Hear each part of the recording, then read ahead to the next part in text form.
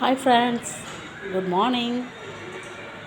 காலையில் எழுந்திரிச்சது சூடாக ஒரு கப் டீயை போட்டுட்டு அப்படியே வெளியில் வாசலில் வந்து உட்காந்து இந்த நேச்சரை ரசிச்சுக்கிட்டே இருங்க இருங்க இருங்க இருங்க இதெல்லாம் ஒரு நேச்சராங்க அப்படின்னு நீங்கள் கேட்பீங்க.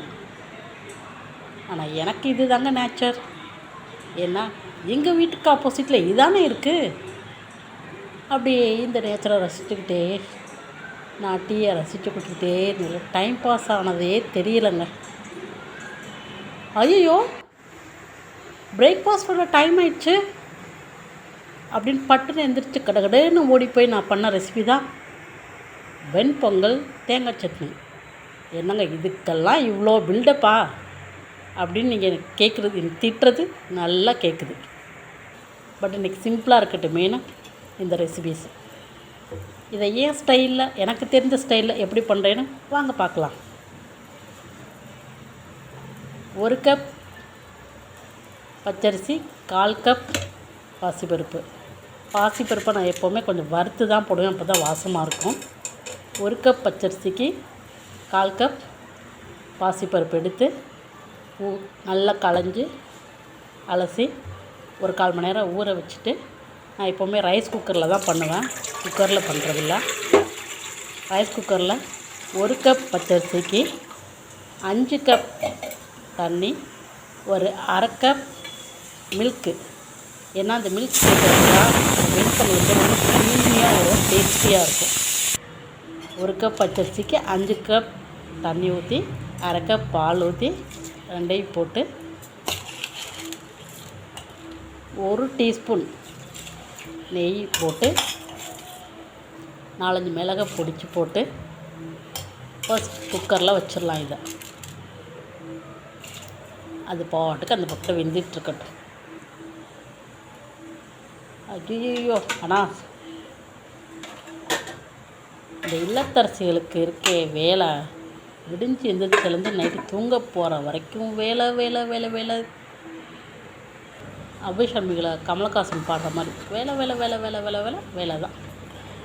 பார்த்திங்களா, வெண்பொங்கல் ரெடி ஆயிடுச்சு. பொங்கல் மட்டும்தான் ரெடியாக இருக்குது, இன்னும் தாளித்து கொட்டலை. பார்த்திங்களா எவ்வளோ க்ரீமியாக இருக்குன்னு. இப்போ தாளிப்பு கொடுத்துடலாமா? பக்கத்தில் ஒரு கடாய் வச்சு கொஞ்சம் நிறைய நெய் விட்டு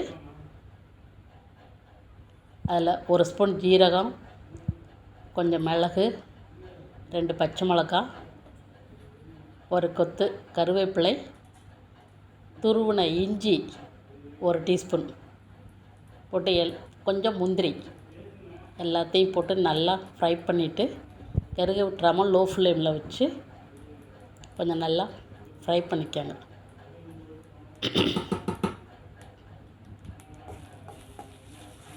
நல்லா ஃப்ரை பண்ணி வெண்பொங்கல் தலையில் இதை கொட்டிட்டா சூப்பரான க்ரீமியான வெண்பொங்கல் ரெடி. அப்படியே சாப்பிட்றதுக்கு கோயில் வெண்பொங்கல் மாதிரி அவ்வளோ டேஸ்டியாக இருக்கும். நீங்கள் ட்ரை பண்ணி பார்த்துட்டு எனக்கு கண்டிப்பாக கமெண்ட் பண்ணுங்கள். ஓகே,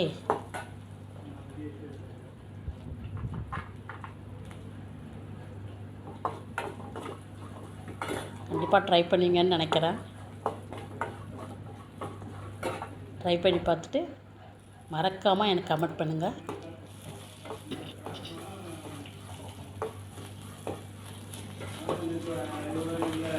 அப்புறம் ஃப்ரெண்ட்ஸ்,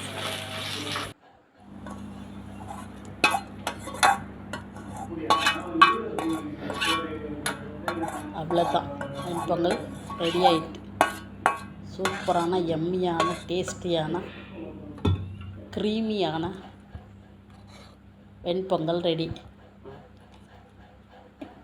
டேஸ்ட் பண்ணி பார்த்துட்டு எனக்கு கமெண்ட் பண்ணுங்கள். ப்ளீஸ் லைக் பண்ணுங்கள், கமெண்ட் பண்ணுங்கள், ஷேர் பண்ணுங்கள். மறக்காமல் என் சேனல் சப்ஸ்கிரைப் பண்ணுங்கள். அப்படியே பக்கத்தில் இருக்க பெல் பட்டனை தட்டிடுங்க. Thank you friends. நெக்ஸ்ட் வீடியோவில் மீட் பண்ணலாம். பாய்.